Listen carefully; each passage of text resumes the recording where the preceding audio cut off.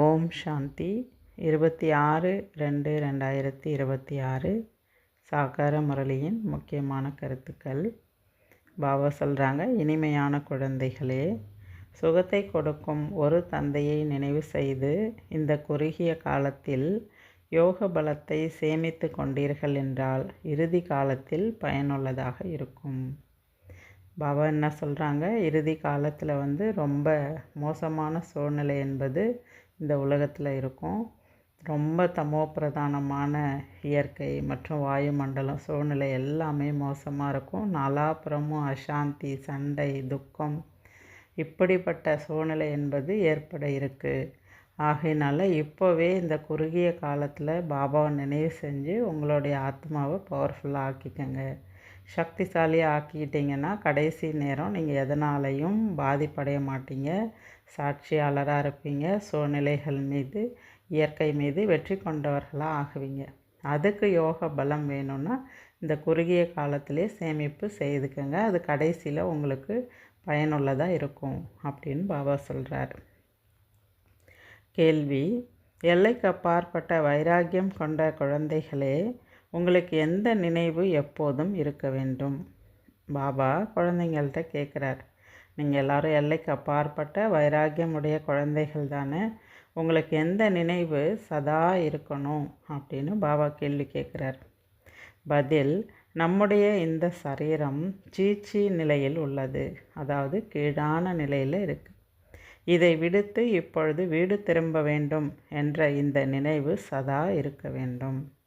வைராக்கியமுடைய குழந்தைகளுக்கு இந்த சரீரம் சீச்சி சரீரத்தை விட்டுட்டு இப்போ நாம் வீட்டுக்கு போகணுன்ற ஒரு நினைவு சதா உங்களுக்கு இருக்கணும் அப்படின்னு சொல்கிறாரு. தந்தை மற்றும் ஆஸ்தியின் நினைவு இருக்க வேண்டும். வேறு எதுவும் நினைவில் வரக்கூடாது. இது எல்லைக்கு அப்பாற்பட்ட வைராக்கியம் ஆகும். அப்பா மற்றும் ஆஸ்தி, வேறு இந்த பழைய சரீரம், பழைய உலகம் எதுவுமே நினைவுக்கு வரக்கூடாது.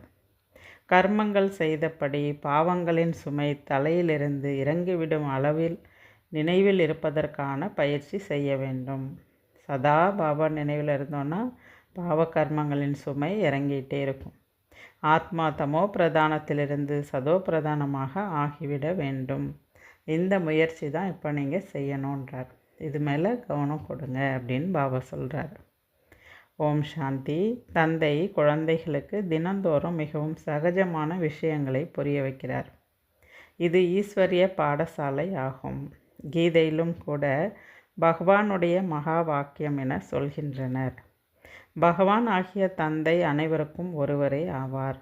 அனைவரும் பகவான் ஆக முடியாது. ஏன்னா பகவான் யார்? ஒரே ஒரு நிராகாரர் மட்டும்தான். இங்கே உள்ளவங்க எல்லாருமே சரீரத்தை எடுத்திருக்காங்க, தேகாதாரிகள். அப்போ தேகாதாரிகள் யாரையும் பகவான்னு சொல்ல முடியாது. அனைவரும் ஒரு தந்தையின் குழந்தைகள் ஆக முடியும். தந்தை சொர்க்கமாகிய புது உலகத்தை படைக்கக்கூடியவர் என்பது கண்டிப்பாக புத்தியில் வர வேண்டும். அந்த தந்தையிடமிருந்து தான் நமக்கு சொர்க்கத்தின் ஆஸ்தி கண்டிப்பாக கிடைத்திருக்கும்.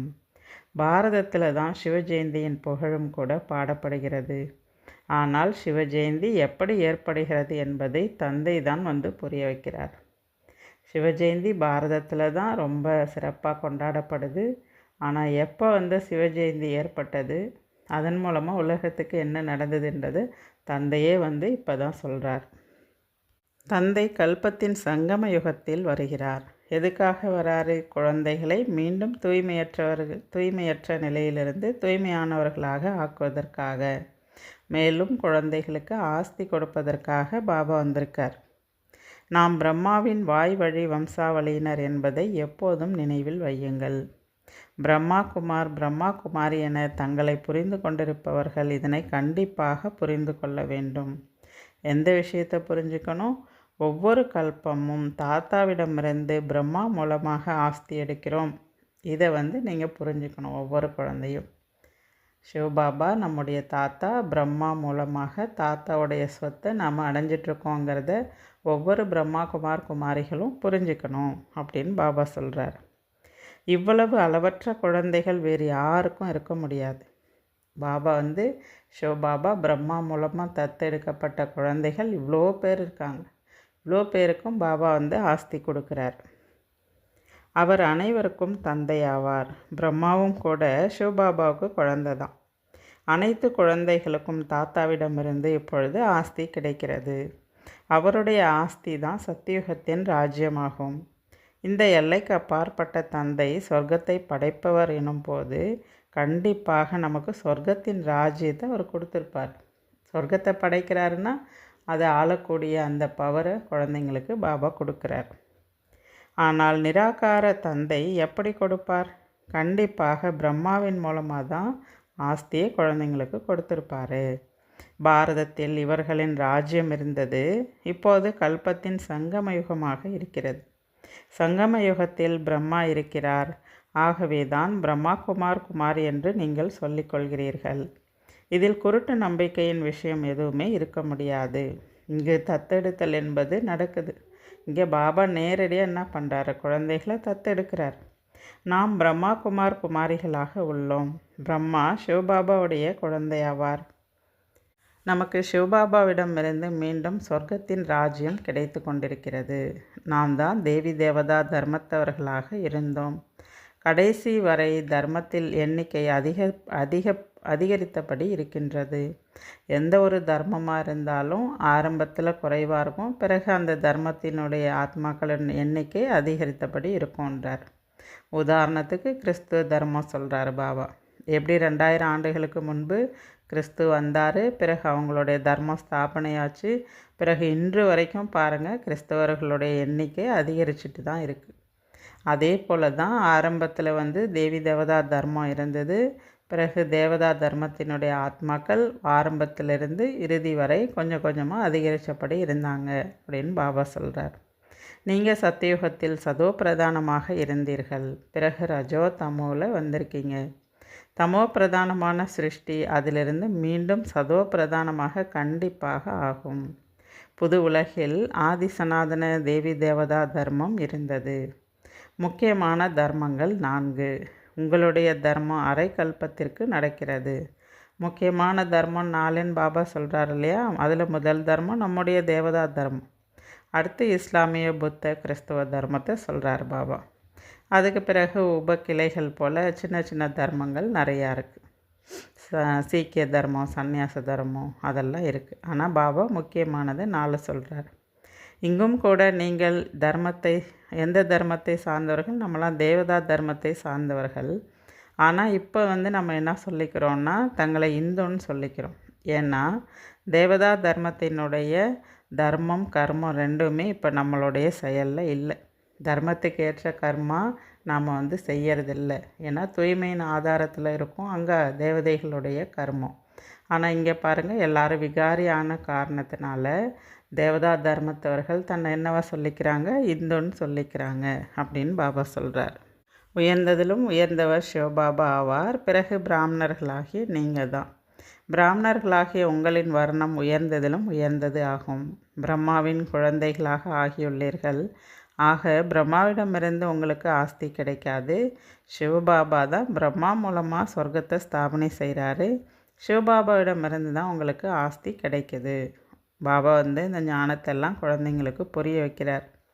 அதன் மூலம்தான் நீங்கள் சொர்க்கத்தின் எஜமானராக ஆகிறீங்க. சத்தியுகத்தில் திரேதாயுகத்தில் பக்தி சாஸ்திரம் முதலான எதுவுமே இருக்காது. நீங்கள் தந்தையிடமிருந்து சதா சுகமாக இருப்பதற்கான ஆஸ்தியை எடுக்கிறீங்க. அங்கே நீங்கள் கங்கையில் நீராட வேண்டும் என்பதோ ஏதோ யாத்திரை செல்ல வேண்டி இருக்கு என்பதோ அங்கே கிடையாது. ஏன்னா ஆத்மாக்கள் அங்கே சத்கதியில் இருக்கும். துர்கதியில் இருக்கும்போது தான் தேடல் இருக்குது. பிறகு பக்தி சாஸ்திரங்கள் யாத்திரையெல்லாம் செய்ய வேண்டியது இருக்குது. சத்கதியில் இதெல்லாம் செய்யணுன்ற அவசியம் இல்லை. ஏன்னா எல்லாருமே அங்கே சதா சுகமாக இருக்கும் அப்படின்னு சொல்கிறார். இது உங்களுடைய ஆன்மீக யாத்திரையாகும். இதனை எந்த ஒரு மனிதரும் கற்றுத்தர முடியாது. ஆத்மா தன்னுடைய தந்தையை புத்தி மூலமாக நினைவு செய்யக்கூடிய விஷயம். இதை மனிதர்கள் யாரும் கற்றுத்தர முடியாது. தந்தை அனைத்து ஆத்மாக்களுக்கும் தந்தையாவார். ஸ்தூலமான தந்தையாக பல பேர் இருக்காங்க. ஆன்மீக தந்தை ஒரே ஒருவர் தான். இதை உறுதியிலும் உறுதியாக நினைவில் வைக்க வேண்டும். நம்ம எல்லாருக்கும் தந்தை ஒருவர் என்பதை பக்காவாக நீங்கள் நினைவில் வைங்க. உங்களுக்கு எத்தனை தந்தைமார் உள்ளனர் என பாபாவும் கேட்கும்போது இவர் என்ன கேட்கிறார் என குழந்தைகள் குழம்பி போகின்றனர். ஆத்மாக்களின் தந்தை அனைவருக்கும் ஒரே ஒருவர் தான். 2, 3 தந்தைமார்கள் எப்படி இருக்க முடியும்? ஆத்மாக்களின் தந்தை ஒரே ஒருவர் தான். அந்த பரமாத்மா தந்தையை துக்கத்தில் அனைவரும் நினைவு செய்கின்றீர்கள் என பாபா புரிய வைக்கிறார். துக்கத்தில் எப்போதும் ஓ பரம்பிதா பரமாத்மா, எங்களை துக்கத்திலிருந்து விடுவீங்கள் என சொல்கிறீர்கள். ஆக உங்களுக்கு 2 தந்தைகள் இருக்கிறார்கள். ஒருவர் சரீரத்துடைய தந்தை, மற்றொருவர் ஆன்மீக தந்தை, அதாவது ஆத்மாவுடைய தந்தை.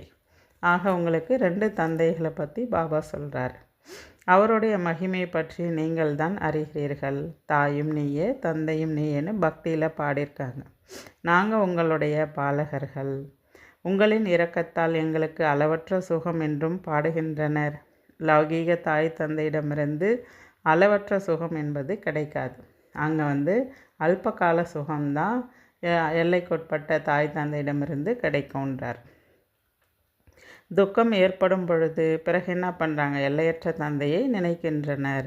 இந்த தந்தை தான் இப்படிப்பட்ட கேள்விகள் கேட்க முடியும், வேறு யாரும் கேட்க முடியாது. பக்தி மார்க்கத்தில் நீங்கள் பாடுகிறீர்கள், பாபா நீங்கள் வந்தால் நாங்கள் உங்களிடமிருந்து நாங்கள் கேட்போம், வேறு யாருடைய பேச்சையும் கேட்க மாட்டோம், உங்ககிட்ட முழுசாக பலி ஆகிடுவோம், இப்படியெல்லாம் நாம் தான் வாக்குறுதி கொடுத்துருக்கோமா. மற்ற அனைவரும் துக்கத்தை கொடுக்கின்றனர், நீங்கள் தான் எங்களுக்கு சுகத்தை கொடுக்குறீங்க. ஆக தந்தை நீங்கள் என்னெல்லாம் சொல்லி பாடினீங்களோ, என்னெல்லாம் சொல்லி அழைச்சிங்களோ அதெல்லாம் குழந்தைங்களுக்கு நினைவூட்டுறார். நீங்கள் அறிவீர்கள், நீங்கள் தான் பிரம்மா குமார் குமாரி என சொல்லிக்கொள்கிறீர்கள்.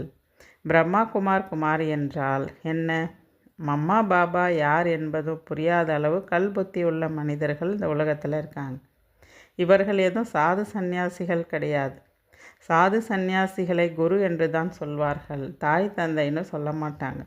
ஆனால் இந்த மம்மா பாபாவை தாய் தந்தைன்னு சொல்லப்படுது. இந்த தந்தை தெய்வீக தர்மத்தின் ராஜ்யத்தை ஸ்தாபனை செய்கிறார். அங்கே இந்த லக்ஷ்மி நாராயணர் ராஜா ராணியாக ராஜ்யம் செய்து கொண்டிருந்தனர். முதலில் அவர்கள் கூட தூய்மையாக இருந்தனர், பிறகுதான் தூய்மையற்றவர்களாக ஆகிறாங்க. பூஜைக்குரியவர்களாக இருந்தவர்கள் பிறகு 84 பிறவி எடுத்து பிறகு பூஜாரி ஆயிடுறாங்க. முதலில் எல்லைக்கு அப்பாற்பட்ட தந்தையின் சுகத்தின் ஆஸ்தி 21 பிறவிகளுக்கு கிடைக்கிறது. 21 குலத்திற்கு முன்னேற்றம் கொடுக்கும் குமார் என்று உங்களுடைய புகழ் கூட இருக்குது அப்படின்றார். ஒரு குமாரி ஒருவருடைய வாழ்க்கையை 21 பிறவிக்கு உயர்த்த முடியும் என்ற புகழெல்லாம் உங்களை தான் சேர்ந்தது அப்படின்னு பாபா சொல்கிறார். நீங்கள் பிரம்மா குமார் குமாரிகள், ஆனால் இங்கே பெரியவர்களாக இருக்கலாம். ஆனால் இங்கே எப்படி இவ்வளோ குழந்தைகள் இருக்காங்கன்னா இதெல்லாம் தத்தெடுக்கக்கூடிய விஷயம்ன்றார். பாபா இவ்வளோ அளவற்ற குழந்தைகளை பிரம்மா மூலமாக தத்தெடுத்திருக்கிறார். இது சிவபாபாவுடைய யஞ்சம், இது ராஜஸ்வ யஞ்சம், அதாவது சுயராஜ்யத்தினுடைய யஞ்சம். சுயராஜ்யம் அடைவதற்கான யஞ்சம் இது. ஆத்மாக்களுக்கு தந்தையிடமிருந்து சொர்க்க ராஜ்யத்தின் ஆஸ்தி கிடைக்குது. இந்த ராஜஸ்வ அஸ்வமேத ஞான யஜ்ஞத்தில் நீங்கள் என்ன செய்ய வேண்டும்? சரீரத்துடன் சேர்த்து இருக்கும் அனைத்தையும் பலியாக்க வேண்டும், அதாவது ஸ்வாகா செய்ய வேண்டும். இந்த யஜ்ஞத்தின் மூலம் நீங்கள் மீண்டும் ராஜ்யத்தை அடையப் போகிறீர்கள். இப்போது நீங்கள் அனைவரும் தன்னை பிரம்மா குமார் குமாரி என புரிந்து கொண்டிருக்கிறீர்கள். தனது இல்லற விஷயங்களில் இருங்கள், ஆனால் தாமரை மலர் போல தூய்மையாக இருங்க. தன்னை ஆத்மா என புரிந்து கொள்ளுங்கள்.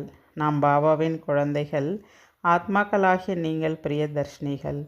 ஒரு பிரியதர்ஷனாக நான் இருக்கிறேன் என்று தந்தை கூறுகிறார்.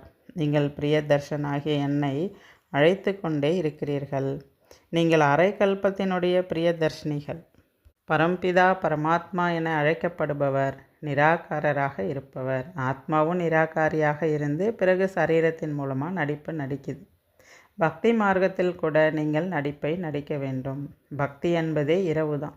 இருளில் மனிதர்கள் அடி வாங்கியபடி இருக்கிறார்கள். அதுவும் துவாபரயுகத்திலிருந்து தொடங்குது பக்தி. அப்போ என்ன பண்ணுறாங்க? அதிலிருந்தே அடி வாங்கிட்டு ஏமாற்றத்தை அடைஞ்சிக்கிட்டே வராங்க. ஆனால் இந்த சமயம் எப்படி இருக்காங்க? எல்லாருமே மகா துக்கம் மிக்கவர்களாக ஆயிட்டாங்க. இப்போது பழைய உலகத்தின் இறுதி காலமாக இருக்குது. இந்த பணம் அனைத்தும் மண்ணோடு மண்ணாக ஆகப்போகுது. இந்த உலகத்தில் யாராவது கோடீஸ்வரர்கள் இருக்கலாம், லட்சாதிபதி இருக்கலாம், ராஜாவாக இருக்கலாம்.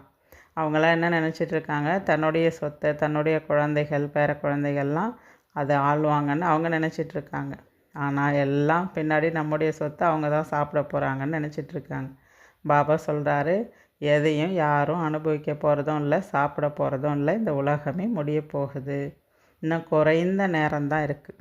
அதிகமான தடைகளும் சண்டைகளும் ஏற்பட போகுது. இரத்த ஆறு ஓடும் அளவுக்கு இறுதியில் சண்டை நடக்கும். உங்களுக்கோ யாருடனும் யுத்தம் கிடையாது. ஆனால் நீங்கள் அமைதியாக இருப்பீங்க. ஆனால் முழு உலகத்தில் என்ன நடக்கும்? சண்டை நடக்கும். அந்த நேரத்தில் நீங்கள் எப்படி இருப்பீங்க? யோக பலம் நிறைந்தவர்களாக இருப்பீங்க. அந்த நேரம் நீங்கள் நினைவில் இருந்தீர்கள் என்றால், யாராவது உங்கள் முன்னாடி கெட்ட சிந்தனையோடு வந்தால் கூட அவர்களுக்கு பயங்கரமான காட்சி தெரியும்.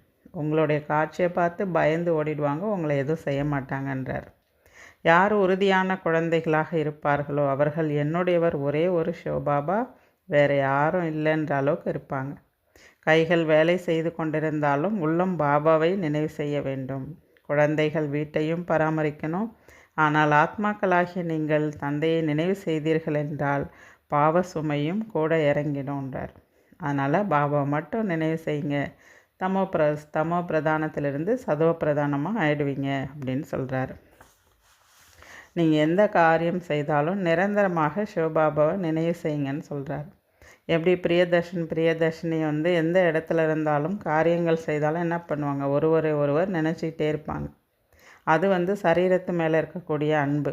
இங்கே ஆத்மா பரமாத்மாவை நினைவு செய்யணுன்றார். குழந்தைகளாகி நீங்கள் இப்போ பிரியதர்ஷினியாக இருக்கிறீங்க. உங்களின் பிரியதர்ஷன் ஆத்மா, உங்களுடைய பிரியதர்ஷன் நான் வந்துட்டேன்னு சொல்கிறார். உங்களை படிப்பித்து கொண்டிருக்கிறார் உங்களுடைய பிரியதர்ஷன். படித்து பிறகு நீங்கள் தேவதை ஆயிடுவீங்க. நினைவின் மூலம் பாவகர்மங்கள் அழியும். மேலும் நீங்கள் எப்போதும் நோயற்றவர்களாக ஆயிடுவீங்க. ஆகினால தந்தையை நினைவு செஞ்சுட்டே இருங்க. பிறகு 84 பிறவிகளின் சக்கரத்தையும் கூட நினைவில் வைங்க. சத்தியுகத்தில் திரேதாயுகத்தில் எத்தனை பிறவி எடுத்தோம் என்பதை முழுமையாக நினைவு செஞ்சு பாருங்கள். முன்னே செல்ல செல்ல நீங்கள் அதிகமாக வளர்ச்சி அடைவீர்கள். உங்களுடைய சேவை மையங்கள் கூட ஆயிரக்கணக்கில் வளர்ச்சி அடைஞ்சிடும். ஒவ்வொரு தெருவிற்கும் சென்று தந்தை மற்றும் ஆஸ்தியை மட்டும் நினைவு செய்யுங்கள். நீங்களும் புரிய வைத்து கொண்டே இருப்பீர்கள். இப்போது வீடு திரும்பணும். இது அசுத்தமான சரீரம். இந்த சரீரத்து மேலே உங்களுக்கு எல்லையற்ற வைராக்கியம் வரணும். இது சீச்சி சரீரம், இதை விட்டுட்டு நான் வீட்டுக்கு போகணுங்கிறத புரிஞ்சுக்கங்க. சன்னியாசிகளுடைய சந்நியாசம் வெறும் எல்லைக்குட்பட்டது. வீடு வாசலை மட்டும்தான் விட்டுட்டு போகிறாங்க. ஆனால் நாம் என்ன பண்ணுறோம்? முழு உலகையுமே நாம் சந்நியாசம் பண்ணுறோன்றார். அவங்க எல்லாம் ஹடயோகிகள். அவங்க ராஜயோகத்தை கற்றுக் கொடுக்க முடியாது. நீங்கள் அனைவரும் ஆதிசநாதன தேவி தேவதா தர்மத்தை சார்ந்தவர்கள். நீங்கள் தான் 84 பிறவி எடுக்கிறீங்க. ஆத்மாவில் எதுவுமே ஒட்டாது. ஈஸ்வரன் எங்கும் நிறைந்தவர் என்று அவர்கள் சொல்வதெல்லாம் தவறு. அனைவருக்குள்ளேயும் ஆத்மா இருக்குது. பிறகு எங்களுக்குள் பரமாத்மா இருக்கிறார் என்று எப்படி சொல்ல முடியும்? பிறகு அனைவருமே தந்தை ஆயிடுவாங்க இல்லையா? எல்லாருக்குள்ளேயும் பரமாத்மா இருந்தால் எல்லாரும் தந்தை ஆயிடுவாங்க. எவ்வளவு தமோ பிரதானமாக ஆயிட்டாங்க. முன்னர் எதை கேட்டாலும் அதை அப்படியே ஏற்றுக்கொண்டபடி இருந்திருக்காங்க. இப்போ பாபா சத்தியமான விஷயத்தை குழந்தைங்களுக்கு சொல்லி புரிய வைக்கிறார். ஞானத்தினுடைய 3வது கண்ணை பாபா கொடுக்குறாரு. ஒரு தெளிவை ஏற்படுத்துகிறார். சிருஷ்டியினுடைய முதலிடை கடைசி பற்றி குழந்தைகளாகிய நீங்கள் தான் தெளிவாக புரிஞ்சுக்கிறீங்கன்னு பாபா சொல்கிறார்.